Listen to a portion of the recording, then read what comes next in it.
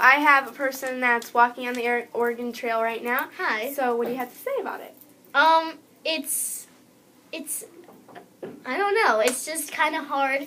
No one's really quite used to it yet, and we've been having some difficulties on it. Okay, so so I heard about all your difficulties. Yes. And I heard that some people had to got in trouble for their blisters or something. Oh yes, we've been getting blisters because some people were in charge of herding the sheep, and so one of the problems with that is that the sheep kept wandering off. So then the people in charge of them would have to walk 2 times the amount that everyone else had to walk because they had to keep going and getting the wandering sheep.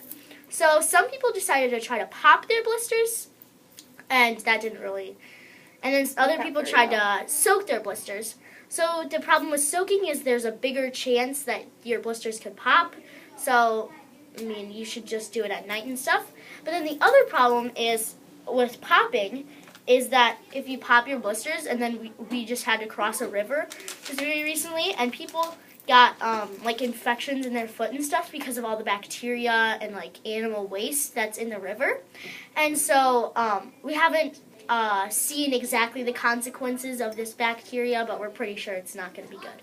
Okay, so I heard some people were getting really homesick and they wanted to go home. So do you have anything to say about that? Oh, I mean, that's not one of our more serious problems. That's just kind of some people just, I want to go home. It probably won't be too big of a problem. Maybe, probably once they get to Oregon, they'll all be like, yay, we're here. I mean, it's not going to be too big of a problem. Just temporary. And then I heard somebody got hurt from an oxen. Oh, yes. So when we were crossing the river, we had to walk and bring ourselves and the animals across.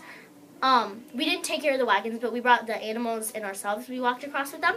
And so we were bringing the oxen, and one of the oxen got spooked by all the other animals crossing, and he was just very scared.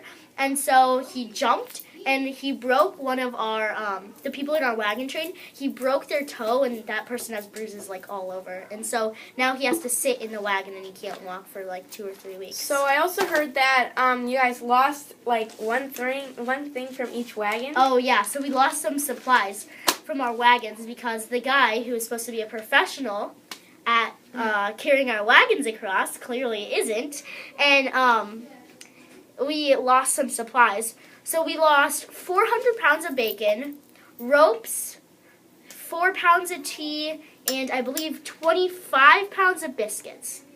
So yeah, we lost, I think our most important thing that we lost there was the bacon, and we kind of needed that, so I'm just going to be interested in what happens. Yeah, so I also heard that you guys stopped in Alcove Springs, and yes. So what are you guys going to do there? So we're going to stay there for 3 days, and I think it's just going to be a time to rest, maybe get some laundry done, do some other kind of just small work, and yeah, we'll probably end up it'll just be nice. It's kind of just a nice little break, and we'll probably play some games and stuff. Yeah, are you guys going to yeah, okay. So that was my interview with the Oregon Trail person. Yep.